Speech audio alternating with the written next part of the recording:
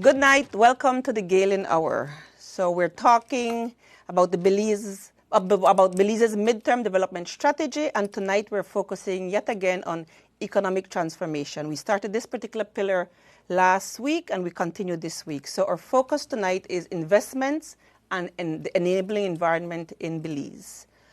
I am going to apologize on behalf of Gabrielle Holt, our co-host. She's not here with us tonight, and she's unable to join us remotely. Hopefully, at some point, maybe we still get lucky and she gets to join us. Gabrielle, we miss you tonight.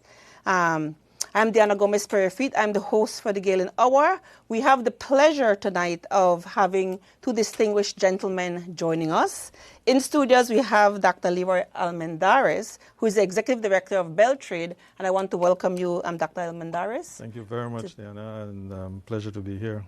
Thank you for being here. We also have coming in virtually Mr. Lincoln Blake, who is the Director of Investment Policy and Compliance of the Investment Policy and Compliance Unit for the Ministry of Investment. Welcome, Mr. Blake. It's a pleasure to have you on with us tonight. Good night. Good night. Good night, Lincoln. Thank you. All right, so this should be a very exciting episode tonight, and we will take our quick first break, and we'll come back with the questions and discussion with both of our guests. Stay tuned. With our unique student-focused services, Galen University prides itself in doing everything possible to facilitate the success of Galen Eagles. The flexible payment plans, student loan options, and Eagles scholarships make Galen affordable, accessible, and attractive. Treat yourself to the gift of a Galen education. Apply today and secure your spot. Come soar with the Galen Eagles. Visit our website at www.galen.edu.bz or give us a call at 615-3129 or 614-6415. Galen University's Institute of Hospitality and Tourism is excited to announce that registration is now open for a Serve Safe certification course. This highly respected program sets the industry standard in food safety. Upon completion, you'll receive an official certificate from Galen University. Join us on November 9th and 10th, 2023 from 10 a.m. to 4 p.m. at Galen University's Central Farm campus. For more information, contact 608-3066. Secure your spot today. Yes, so good night again and welcome back to the Galen Hour. We're talking investments and enabling environment. Dr. Almendares, you're in studio with us tonight, and I'd like to get started with you. So our first segment, we want to talk about the role of Beltrade, and then we'll bring in Mr. Blake to talk about how the ministry and Beltrade work together. So if we could start by you just telling us a little bit about the role that Beltrade, the role of Beltrade. Mm-hmm.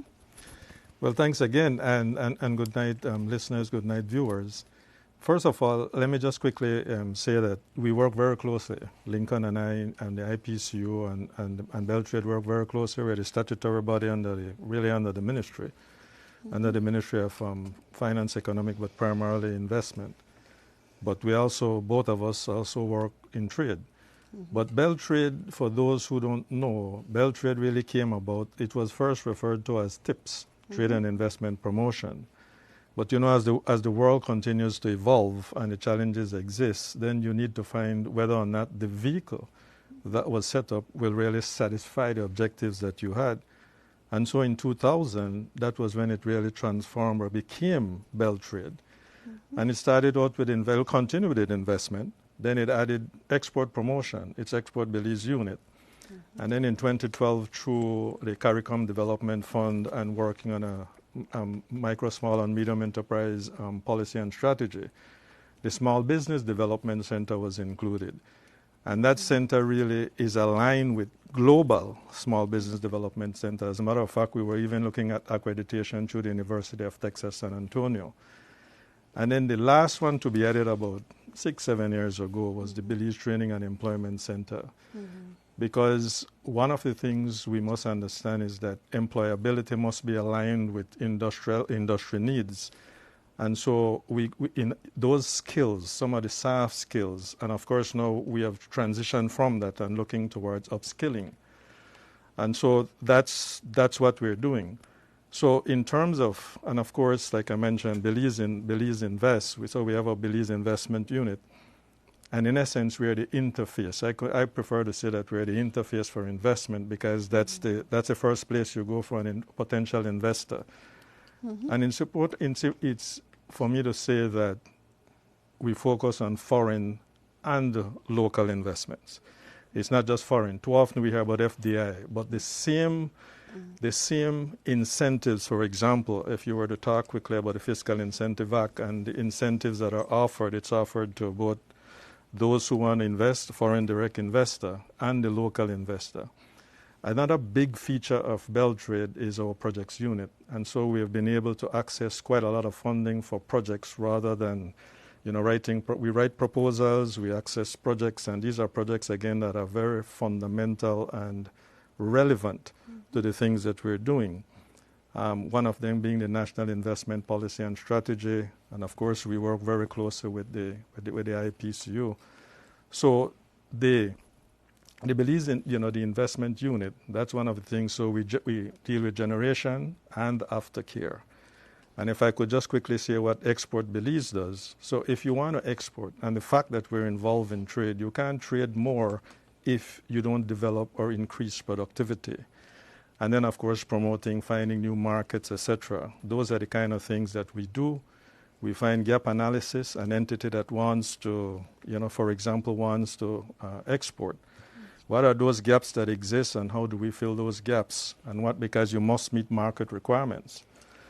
We offer advising and all of those things, and like I said, training. So in a nutshell, that's what we do, but it can be expanded, of course, in terms of the things that, more or less, other things that we do, projects that we have done in order to ensure that we are satisfying our mandate. Mm-hmm. Quite a lot. You definitely have your hands filled, but with very important roles. We'd like to bring in Mr. Blake Lincoln, if you would share with us what your unit of the ministry does and how it works with what Beltrade does. Well, thanks. Good night. Well, the unit, the Investment Policy and Compliance Unit, basically, if you look both at Beltrade and the unit, because some people will say, no, well, we're doing the same thing, and really and truly not. We sort of work together. Mm-hmm. There's a clear separation of duties. While Beltrade is the face for the government of Belize for investment, and the IPCU really and truly dedicates itself to policy development, mm-hmm. and also legislative reforms and regulation. So basically, we are the, if you want to call it, if you want to look at it from that end, we are the police of the mm-hmm. of the legislations, because both incentive programs are actually a legislation with regulations and with significant assurance that the government and the people of Belize get back benefits for the incentives that are granted to these private entities. The unit actually has several sections. It has policy and project development section. We also have what you call now a new section, which is an operations section, which deals just with the applications that come in. But Beltrade would send the applications in so that it could be reviewed by the DPAC, by the Designated Processing Areas Committee, or the executive of the ministry in the case of the fiscal incentive. We are basically the secretariat for those entities that grant final approval. And then you have another section that deals with compliance, enforcement and compliance, which basically are if you want to call it, they are the cops for the incentives, no? And to ensure that the laws are maintained. And then, of course, you have also another segment that deals with gaming and lotteries. We are a small unit of maybe 12 persons right now, but growing and growing in responsibilities.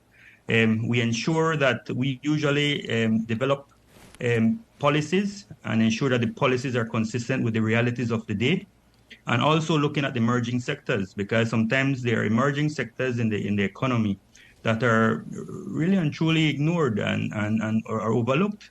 Mm-hmm. And sometimes sometimes it's a skill for you to actually detect sometimes these new emerging sectors within the economy, and to see how we could stimulate their growth, because that is what makes the GDP grow. Not maintaining within a specific sector, but growing the sector, or diversifying the sector, or finding new emerging sectors that might be sprouting here and there in the economy. And sometimes these emerging sectors are stifled before they manage to develop properly. And that's why we have to be very keen and work fast to make sure that we identify them as quickly as possible. But of course, one of the key engagements that we have had over the past 2 years is with the legislative review and policy review. As Dr. Mendares mentioned, in the case of our incentives, we have been reviewing them to ensure that it's actually providing the space and the growth for economic activities, and to ensure that it reflects the realities of today. Wonderful. I think this is a good way to bring in the sectors. You mentioned that your unit identifies emerging sectors.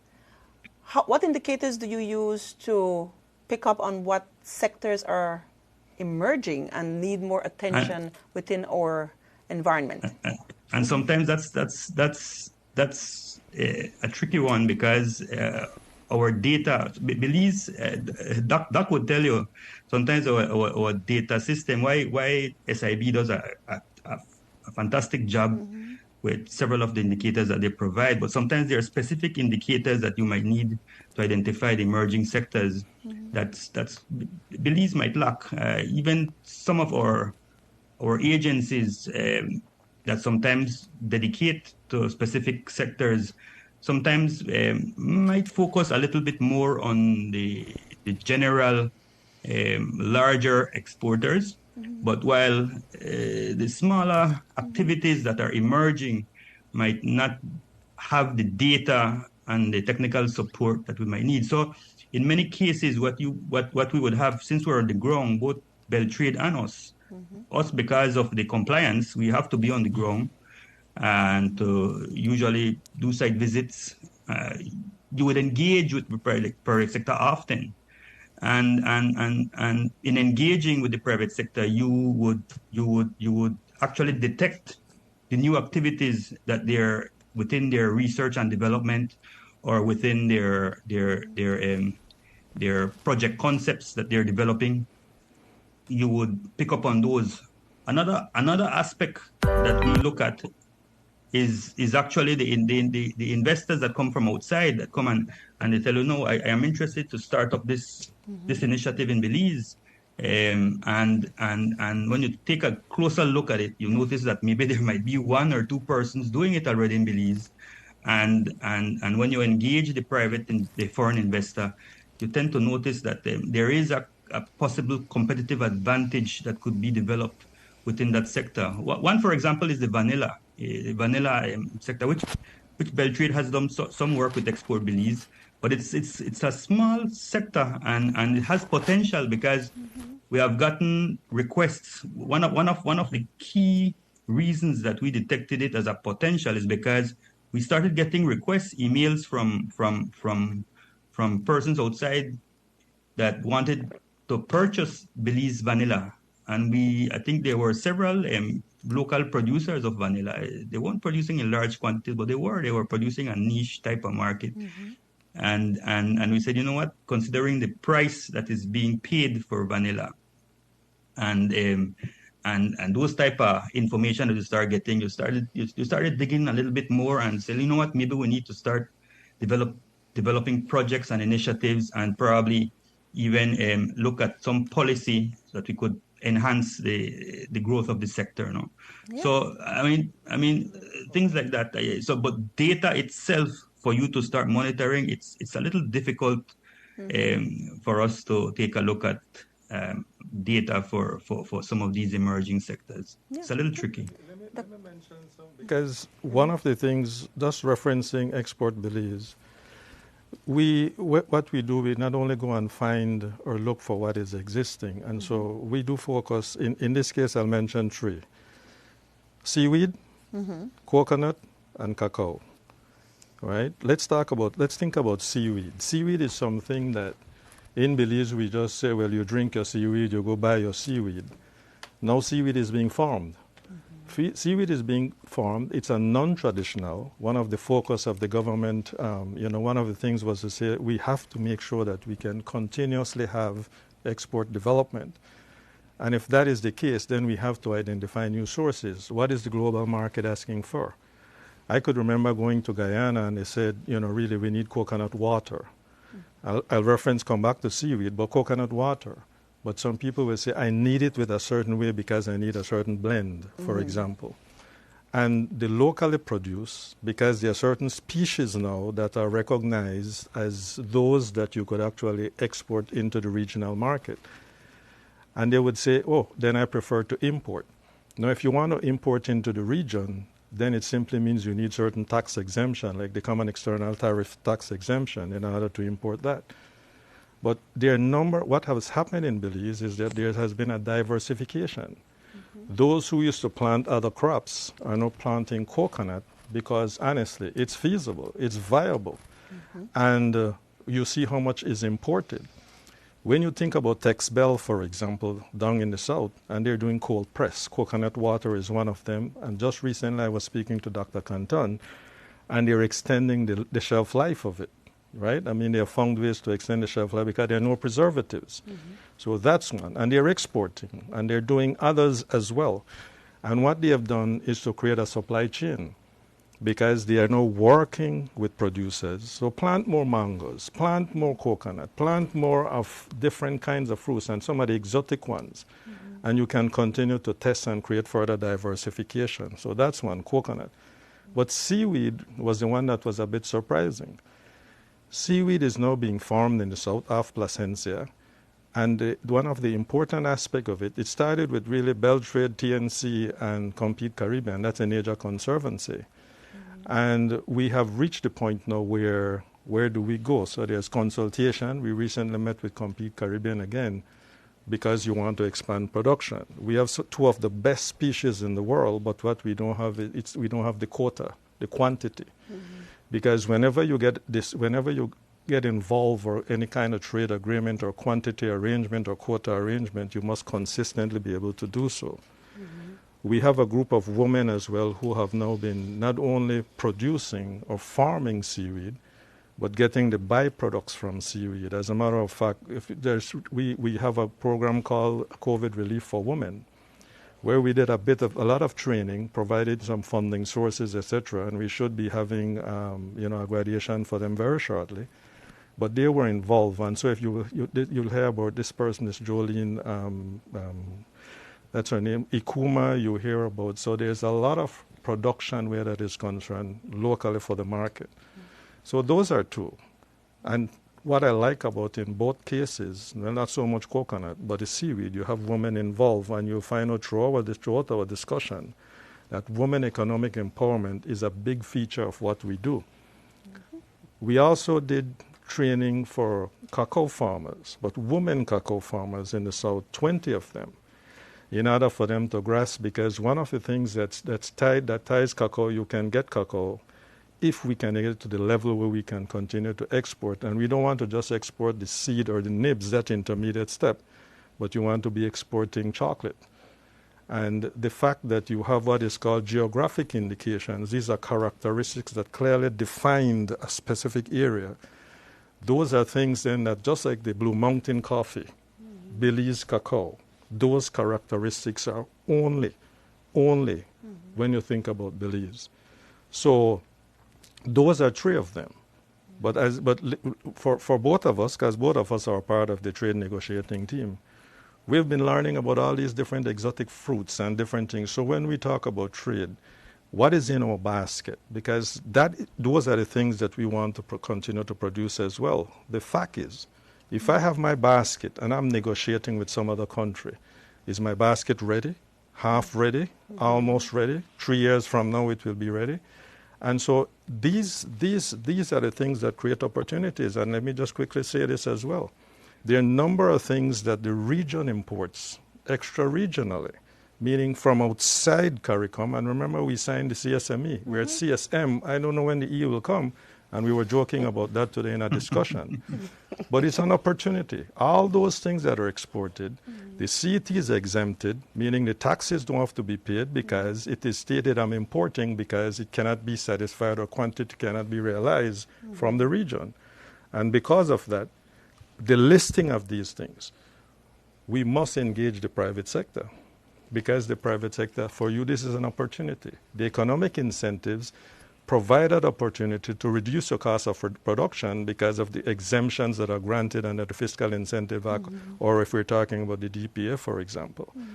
So it is an opportunity for them to take advantage, but of course we must work very closely with them because when it comes to taking risk, for example, confidence in terms of what is happening. But there's so many markets, and we talk about market access all the time, but the question is you have access. But as my friends used to say when we talk trade, it's not that you have access, it's what can enter. And what enters a market is determined by that receiving market, that importing market. These are the requirements, and so quality and standard, all those things have to be taken into consideration when you're exporting. Yeah, thank you for that. That's just quite a bit of information. So we've talked about export development, and that's one of the roles of Beltrade, and looking for emerging markets. But we also want to talk about investment and the enabling environment, both for our local people to develop so they become exporters, but also the enabling environment for businesses and for investors to want to come into it. So if we could now kind of change the conversation a little bit to that direction, we will look at investment. What is the environment like? What are the key things that that makes us gives us a competitive edge when it comes to being a location and for investors to seriously consider for investment? And then the sectors, of course. Right, and well, I will just quickly say this, that when you think about Belize, it should be global heaven. That's how I would say it, biasly so if I could. But I mean, with everything else that we have, the natural advantages, Lincoln mentioned competitive and comparative advantages. These are things we have to look at. But I can talk about the fiscal incentive, and then Lincoln could probably talk about the DPA. In terms of the fiscal incentive, this went through great consultation, and so all at different stages, to a large extent, IPCU, Lincoln's group took the leadership in terms of the consultation, but we were all there. What are those things that you'd like to see change? Because sometimes you have bits and pieces of legislation, but they're only out there. Then how do you comply with each one? Why not just condense them? Instead of having them what they're having. So the fiscal incentive now, it has been simplified.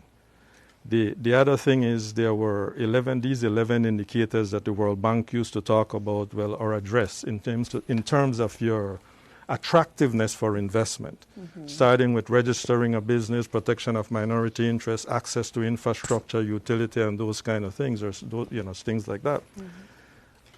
We continue to focus on it, even though the bank has discontinued it, because those are things that will still should make us competitive if we comply. And so with the fiscal incentive, there are several things that have now happened in terms of the process. It has been shortened. It takes analysis, but I must also quickly say this, that there was also another amendment recently, a reclassification or a redefinition of what a MS, micro, small, or medium enterprise is. In the past, it was if you had less than 5 employees, now it's less than 10. And then your sales is less than 200,000, your assets less than 200,000. A small enterprise is between 10 and 49, and it goes from 200,000 to 6 million, assets 200,000 to 6 million. And the medium is really between 50 and 300, and sales between 6 million and 30 million, and assets between 6 million and 30 million. So you have seen now that this now makes it all embracing. all embracing what would have been probably considered a larger enterprise in the past is now included, because you want greater economic stimulus. Any additional dollar that is invested in the country should create greater employment, greater infrastructure, greater development, greater contribution to our macroeconomy. So the fiscal incentive now, that is now included.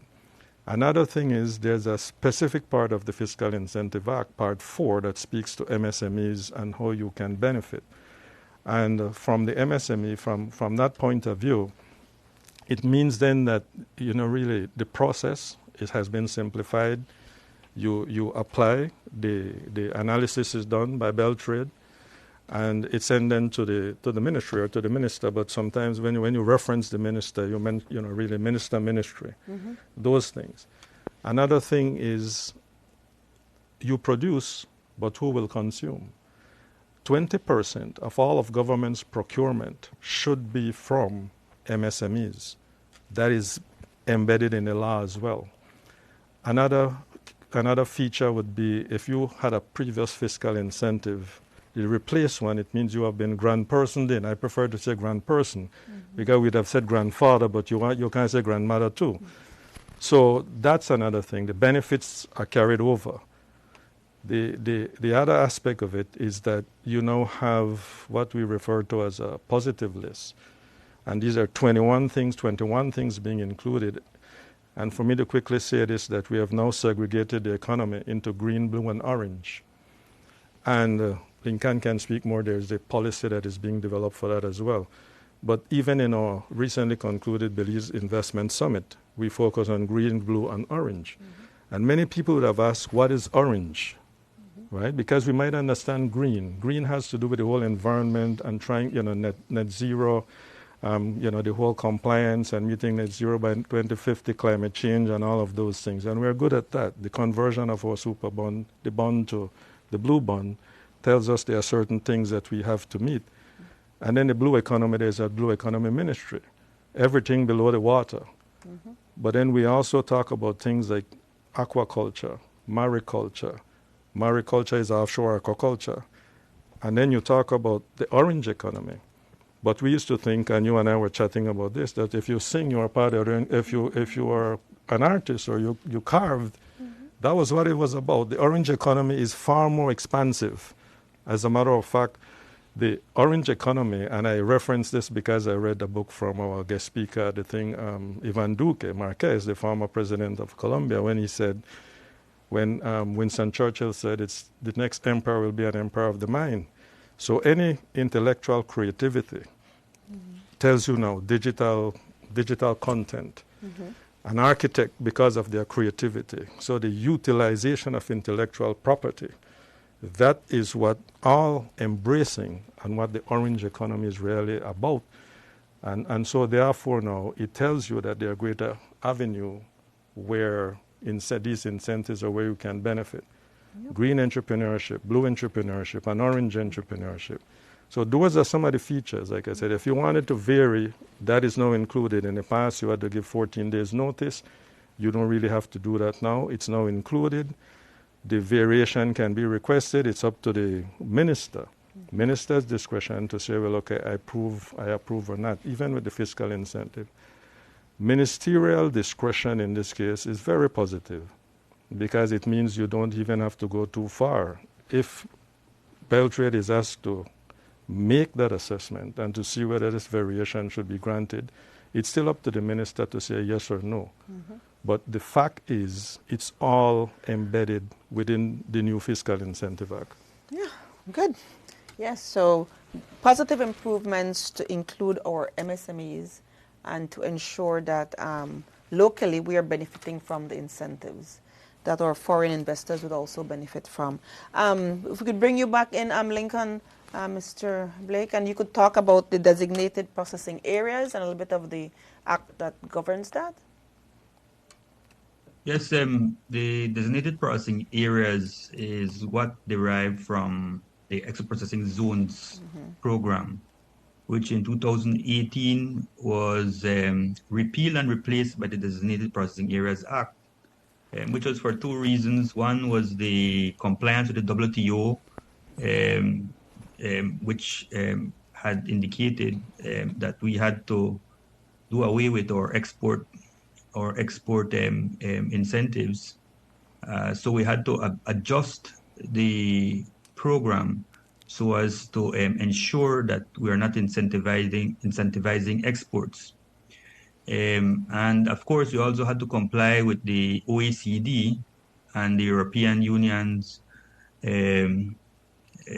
special criteria to ensure that we are not that we are consistent with the tax benchmarks that they had established. In fact, Belize got blacklisted in 2018, where it was just about to make its legislative review and its changes. So many of the conditions that were placed by the European Union to ensure that we're consistent with the tax criteria, the tax benchmarks, we already met, but for some reason there was a miscommunication, and I think there was some backlog in probably actually passing the legislation. But anyway, at the end of the day, Belize managed to pass what is now the Designated Processing Areas Act, which is consistent with the OECD and the European Union Council on Harmful Tax Practices, and of course the WTO. That legislation basically allows an entity, especially the more complex and sophisticated entity that would be dedicated to a diverse market, both local and foreign, to be able to operate in a way that so as to allow it to grow and to compete, especially in the international arena. We have several priority sectors that are in the schedule of the legislation that allow specific companies to apply for a DPA, a designated processing area status, which is one is aquaculture. The other one is the information technology enabling services, that's BPOs. The other one is manufacturing. The other one is agro-processing. And of course, you have what you call the developers, the DPA developers, which is basically the developers of a industrial or e-business park. So those are the main priority sectors, and which grant incentives, specifically duty exemptions, and also some other tax exemptions for these entities. Well, the tax exemptions were eliminated because of the criteria that we tried to meet with the OECD. But what is now being done is that all DPAs pay tax now, but on chargeable income, on net, and that allows us, which before they used to be exempted, used to pay zero tax on exports. Now they have to pay on chargeable income, net income. So all DPAs pay taxes now, okay. So that's one of the differences that we see now. And also, we also ensure that there were some changes in ensuring of full compliance with legislation. Now, if we move forward now to today, 2023, that was in 2018. We passed the law 2018, 2019. Now in 2023, we are doing further amendments as per recommendations of government through ERAT. There was the economic recovery team that was established I think it's in 2020, right, Doc? 2020, 2021, thereabout, yeah. So they made recommendations so as to fast track the economic growth in Belize. And they made several recommendations that impact both the Fiscal Incentive Act and the Designated Processing Areas Act. In the case of the Designated Processing Areas Act, they made recommendations for the further growth because they saw opportunity. We talk about emerging sectors. They saw the potential for the growth of the BPO sector, which was already growing, but they saw the opportunity for it to grow even faster. And they made the recommendations to make amendments to the DPA Act. And also there were other sectors, the agro-processing and the aquaculture sectors that they also made recommendations to, which also impacted the Designated Processing Areas Act. So now we're seeing further adjustments so as to reduce the turnaround time, not only for the designated processing areas, but also the turnaround time in the Fiscal Incentive Act. So the processes were adjusted so as to hasten the time when you get approvals for these incentives. And also we're also looking at other issues that impacts these sectors. For example, the BPOs that are within the designated processing areas. We are looking now at different new initiatives that are incorporated that we didn't even think would be included in an incentive. One is cybersecurity and cybercrime. I mean, the BPO Association, for example, had recommended that we include some aspect of that specific element of cybersecurity because it's a big issue for them, especially if they want to go up into the higher tiers. And one of the emerging sectors that we have seen is the higher tier in the BPO sector. Because right now you're seeing growth in the BPO sector, but what a lot of people are not seeing is that there's actually a value chain in the BPO sector.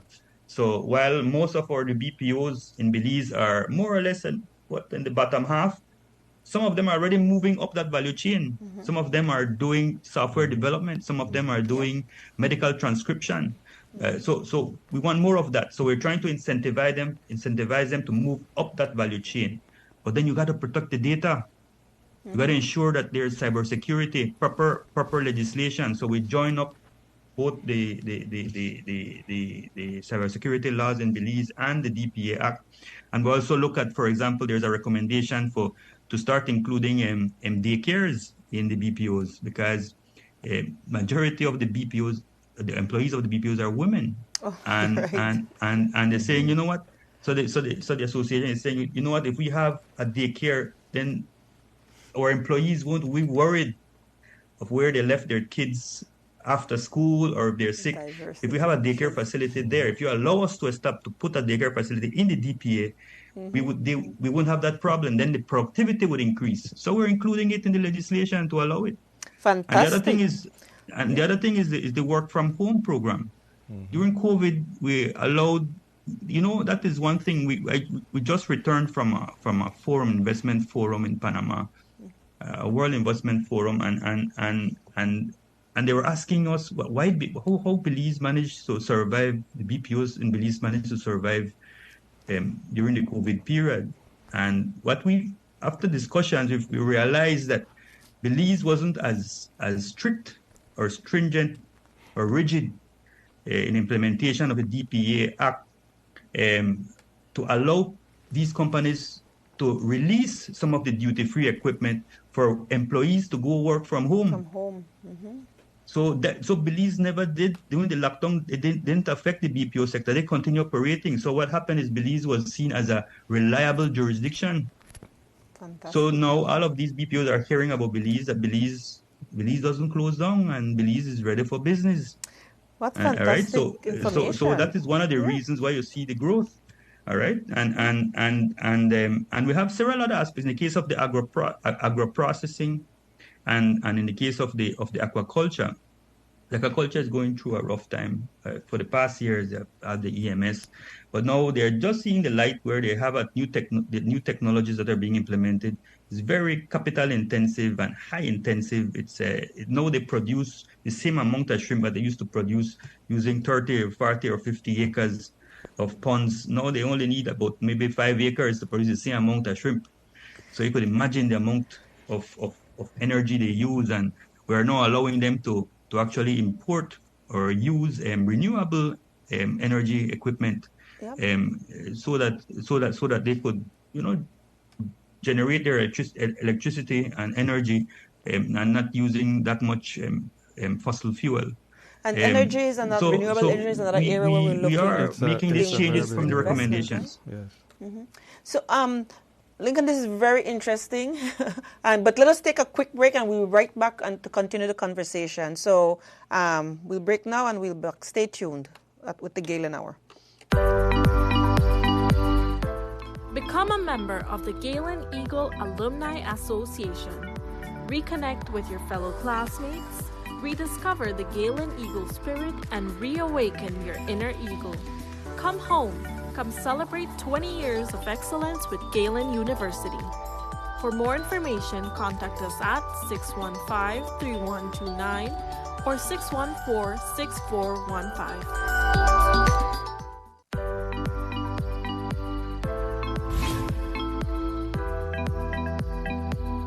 Hello, my name is Jarrell Velasquez, and on behalf of Galen University, I would like to extend an invitation for men to come back to school. Young, old, near, far, wherever you are, I feel like getting an education in this day and age is imperative as it sets you apart and puts you in a position to create a lot of opportunities for yourself down the road. So I'm a firm believer of having an education as it allows you to scale whatever it is that you have going on, and having the requisite knowledge in order to move strategically is something that will prove to be very beneficial. So the statistics are glaring when it comes to men in these classrooms. I myself, I'm a Galen graduate. I was here from 2012 to 2016, and I was able to get a bachelor's in marketing and created a career post-graduation based on the studies that I was doing at Galen, and the things that I was able to learn, I was able to implement in real life scenarios, grow.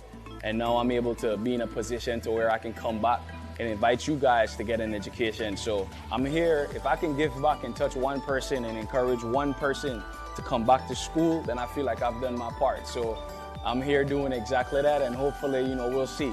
So let's get you guys back in the classrooms. Let's get butts in seats and continue to educate ourselves as a people.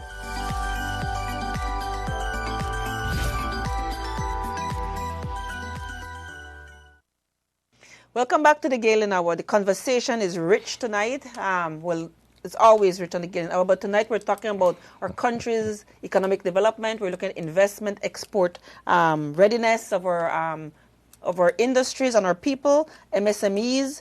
But in the break, I was talking to Dr. Almendares, and we were looking at piggybacking off what Mr. Lincoln Blake just said about the BPOs, and we know how well they're doing as a sector, but seeing how it's moving to another level of skill need.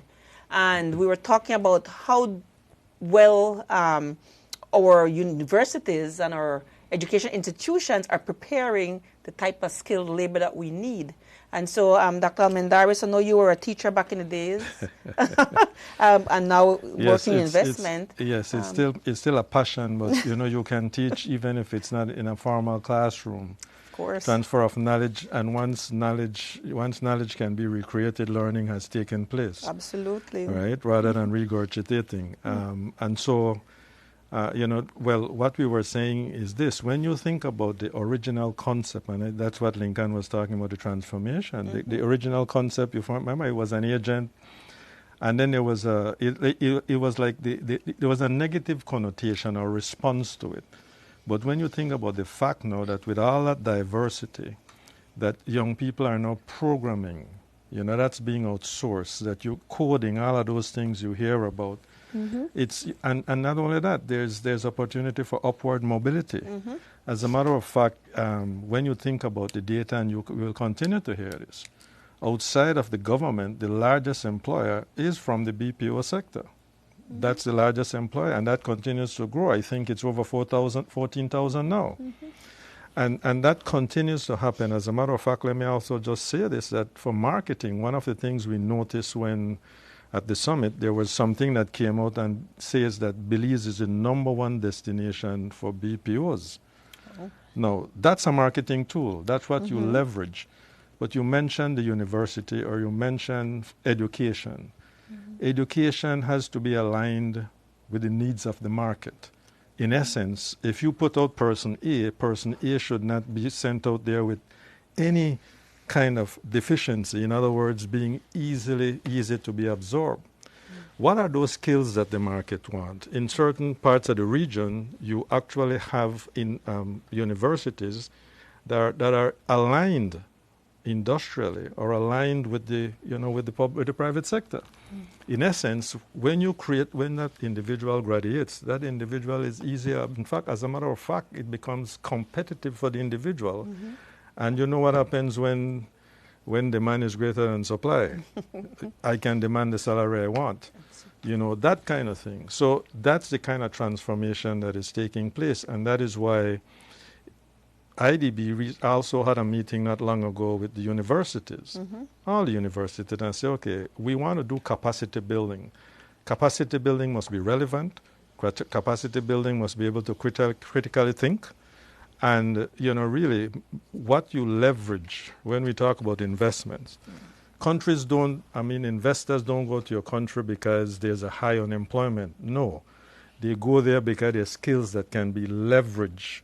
And as a matter of fact, the fact that you can grow, because one of the things we want to see, if an investor comes into the country, at some point we want to see Belizeans in management positions. But that can only happen if there is upskilling taking place. A training that we just introduced through our Belize Training and Employment Center is called Building Learning Organizations. What that is about is you lead, you don't manage. And there's a big difference. So it means then that people and staff within those organizations are given the tools, are allowed to be innovative. And if you're innovative, then it simply means while being innovative, you might make some mistakes. But it's just like challenges and opportunities. You turn challenges into opportunities. So that organization functionally operates, it innovates, and believe me, what you get out of it, remember they said that a person who enjoys what they do never works a day. Yep. And that's the kind of organization that you want to build these days. But like I said, the universities, and I'm not beating up on any university, it has to be a case where know what the market wants. Go into these discussions that are taking place when you find out that those within industries are talking. What skills are they looking for? Lincoln mentioned that the BPOs want some training. This is what we need to do, and that's what I have said to our team. We have to meet the market. Our original intent for BTEC was to create greater employability, but skills to a certain level. We now have to match the market because there's no competition even for those who want to offer training. We must differentiate ourselves. We must be innovative. The same thing with our Small Business Development Center. Those are the things that we really have to do. But if I could just quickly add as well that a lot of the focus on things that we do is focusing on women-led enterprises, because we did a socioeconomic impact assessment last year. And what we found out is that most of the respondents, 53% of them were women.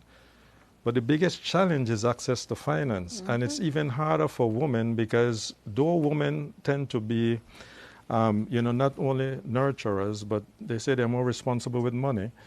And I believe that. And not only that, the paradigm has shifted some time ago where you and I thought, you used to look in certain classrooms and say, where are the women? Yep. Now it's where are the men? Where are the men? Yet, women are not bankable. Why is it that women are far riskier, even though we have identified all those positives? And so it's important to do that. And so one quick program I can mention is something called the Belize Enterprise Revolving Fund, which is a partnership with the Curriculum Development Fund. And they're financing it. Out of those, 35 enterprises were to benefit from $1 million, Belize dollars. The first group would have been women-led, youth-led. And you know how they're categorized? As disadvantaged.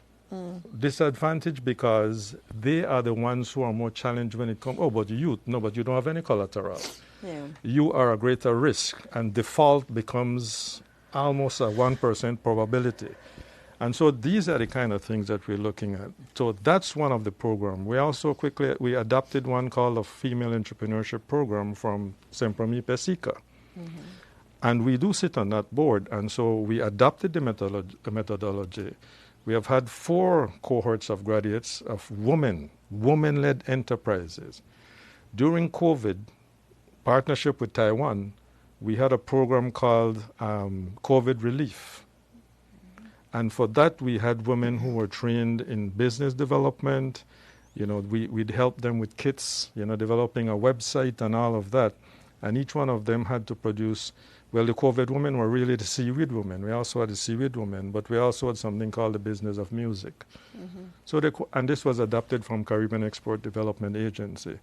What I'm basically saying here is we don't need to reinvent the wheel. Partnerships are important. Strategic alliances are important. Being a part of the Caribbean Association of Investment Promotion Agencies, that is something that we benefit from. We can package projects, and these projects can be packaged, and not when they're packaged and taken to different destinations globally, where our projects can be a part of what is being presented for possible financing as well. So we don't really need to adapt. It's just a matter of really working together. But so those are just some of the projects that we have. Yeah. Yes. Talking about policy and legislation, how do we? Because I've worked in entrepreneurship, Youth Business Trust. Beltrade used to sit on the Youth Business Trust board. I've worked at Beltrade, and I as well. And so I'm very aware of for how many years immemorial, it seems, we've been talking about entrepreneurship. And entrepreneurship is always in vogue. So it's always something we're working on. Access to financing, to affordable financing, continues to be a challenge. And so how do we get beyond that? Why is it still so expensive? If it's not a grant, why is it, how do we legislate to make our commercial? No, you can't legislate that. What you need really Mm-hmm. is a partnership with the commercial institutions. As a matter of fact, the IDB Invest and Atlantic Bank just signed, I think it was yesterday, a $30 million US dollar, and this is supposed to be used to stimulate the MSME sector. And I like that you put in the word, because I'd have said it, affordable. Not just financing, because the banks say they are very liquid. So much money is available. But remember, that's a liability for the bank, so they can't just give away the money. It means that if you want to borrow the money, there must be some way of ensuring that you're going to be paying back. Otherwise, the central bank is going to come to them and say, your loan portfolio is really can't stand the test of time because there's so much default or possible defaults. But it's to have these kind of facility. And like I said, I mentioned the same Belize Enterprise Revolving Fund. What we're looking at as a part of the fund is to convert it to total grant, but it doesn't mean that you just give it away. Again, you must have some kind of investment plan.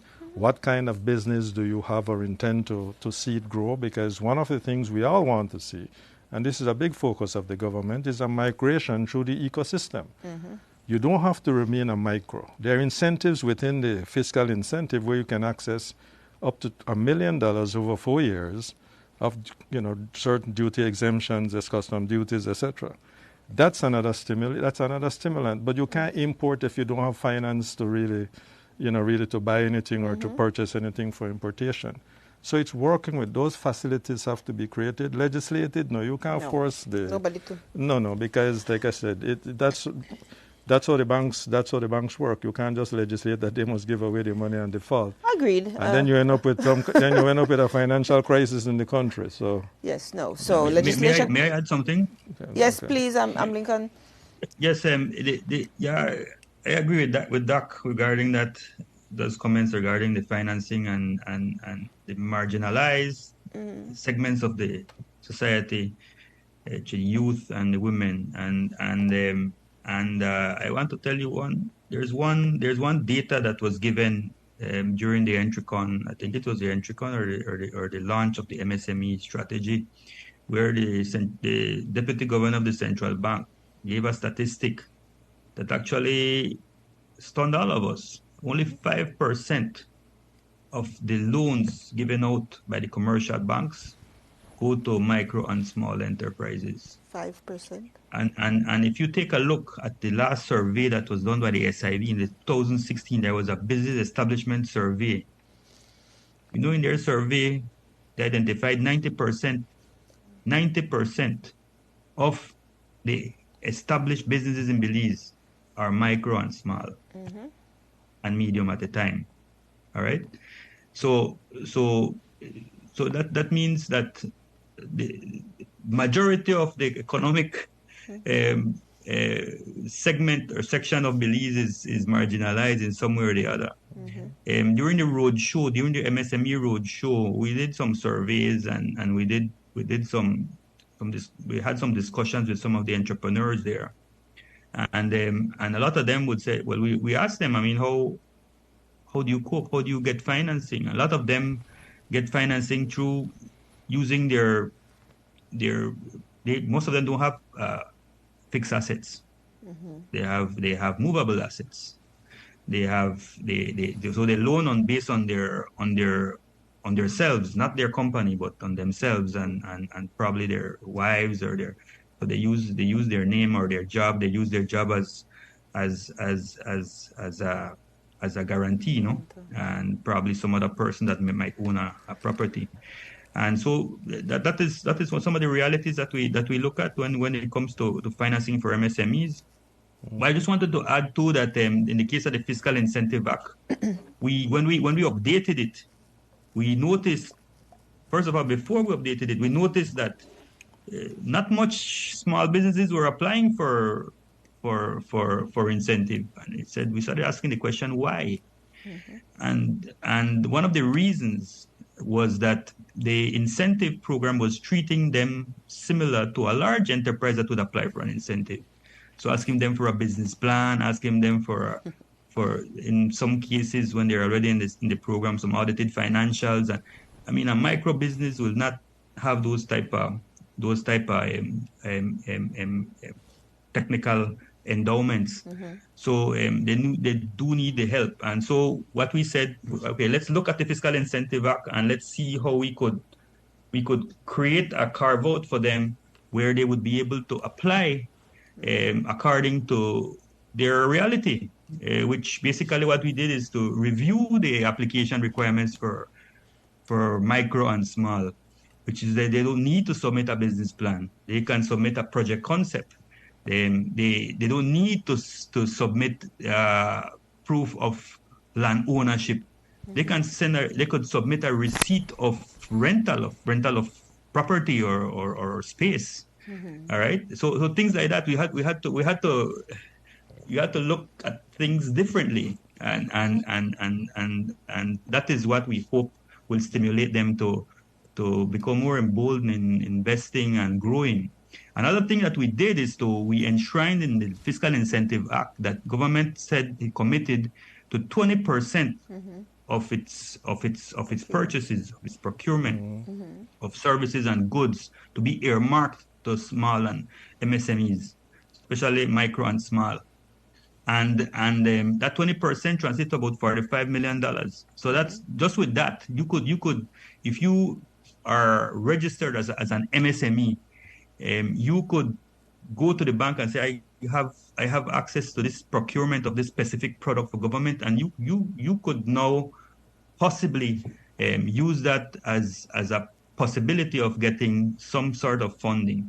I mean, we look at these several other things, and we have, of course, the one-off that in many cases, a lot of these companies really and truly, some of them just want to import a machinery to increase their productivity, and they could now apply through the fiscal incentive through the one-off program for those type of things. So we try to make it easier. Yeah, it's 8:59. Well, let me but if I could just one thing before, because just one of the challenges we have is informality.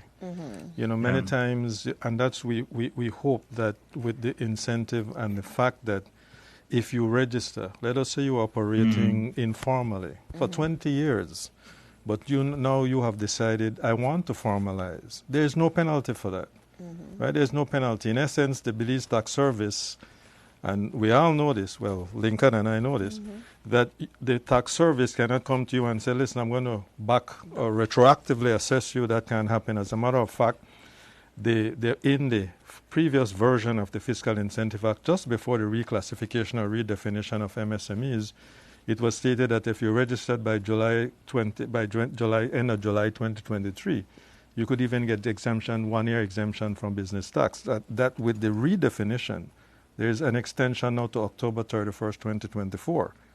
So that's another thing I want them to, MSMEs to understand. You can register. There are benefits to formality. Even if it's, really, there are benefits because even to access, remember, to benefit from, through importation and access to Asikuda, you need a TIN number. Yeah. That identifies you. And if you don't have that, then, really, you really can't take advantage of those things. Knowing where you're located or, having us being able to reach you as we build the MSME database, these are things that will help us. It helps us to segregate. At our Small Business Development Center, we have over 2,000 there. And I can say how many are green economy, how many are blue economy, and how many are orange economy, and we can query that and extract that information. But like I said, formalization, yes, we understand that sometimes you think it's for tax purposes. No, that's not the case. You will not be penalized if you decide to formalize. That's one of the things that is important for us to say as well. That is that's absolutely important. I know one of the things that we would have lack of participation for is even medium and large organizations or entities were afraid of more taxation, and so we've seen back, and I'm glad that there's more educating of our entrepreneurs and our business people, and so that they become more embracing of tax rather than thinking that it's a penalty. And remember, even with the GST, there's a threshold. Yeah. There are thresholds that you must meet, and if you don't meet those thresholds, then it's not applied, and business tax is 1.75%. But again, and even for example, right, because you can, the fiscal incentive can be revoked, but there's still leniency in there. That, for example, let us say you owe taxes because you must pay your tax. You don't get exemption from freight costs. Those kind of things. But if you owe, then it simply means that the Minister of Finance can work with you and allow a payment plan that you can pay off. And you will never, for example, be charged 100% of any outstanding taxes. They allow you to make your payments before revocation. So, and a larger entity that gets an FI, you're given a certain period in which to show that you were serious about doing what you said you were going to do. In other words, become operational. Those are things that are still looked at. That's why I said there's leniency in there, because what we want is macroeconomic development, and you must stimulate. We must become more competitive, and of course take advantage of that comparative advantage that we spoke about. That's how we are going to grow. The MSMEs contribute over 70% in terms of employment, close to 50% to our gross domestic product. And if you go and you measure it, you will see that globally it aligns with global statistics. And if we focus on them and ensure that the sector continues to thrive with all the differentiation that we're talking about, believe it or not, we will see far more money operating, multiplying through the economy, and we'll have the kind of macroeconomic growth that we seek. Thank you so very much, Dr. Leroy Almendares, for your contribution tonight. Quickly, Mr. Lincoln Blake, you have less than a minute. You want to give some last parting words? Well, yes. Well, first of all, there are several growth sectors that we see expanding over the next year or so. One is the BPO, which is morphing into a global digital services sector, which is a higher tier and slowly going up the value chain, but growing. And of course, you have the green energy. We have a significant amount of interest expressed to invest in green energy in Belize. We import about over 50% of our energy from Mexico, which Mexico itself has issues in supplying its electricity, especially in the southeastern part where our electricity is sourced from. So we do know that we need to replace that over 50% of electricity with some other source, which we hope is done locally. And we have seen a significant amount of interest from foreign and local investments in green energy. And of course, you have the orange economy, which is the creative sector, which of course, in order for it to grow, we must find ways also to monetize it, because we do know that our youths are very creative and tend to post most of their things online and social media, and there is the possibility of monetization of some of those very creative activities that they will have, and music, skits, etc. And I think our system might need to be looked at of how to allow that monetization to occur in Belize. And of course the tourism sector, which we're seeing hotel brands now opening in Belize, and we're seeing more of that, and we're seeing more locals investing in the sector. It's something that's very encouraging, and we see it as a sustainable path of growth for the industry. And of course the aquaculture sector, the blue economy, we have it's a strong emerging sector, especially with the seaweed that we think that has a huge potential, like Doc said. And anyway, I want to leave it at that. All right, thank you. There's just so much information to share, and thank you for fitting so much valuable information into the short hour. The hour is never really enough for a conversation like this. But Dr. Liwara Mendaris, thank you. Mr. Blake, Lincoln Blake, thank you for sharing your time with us tonight. My pleasure. This brings us to the end of the Galen Hour. Thank you for tuning in. We're going to take a break next week because we do have to give room for our celebrations for 19th of November. So we'll miss next week, and we'll be back the following week with the Galen Hour. Galen Hour is a production of Galen University. It focuses on academic excellence, sustainable development, and lifelong learning. It's a pleasure to be here with you on Wednesday nights. See you week after next, same place, same time. Thank you for tuning in. Good night.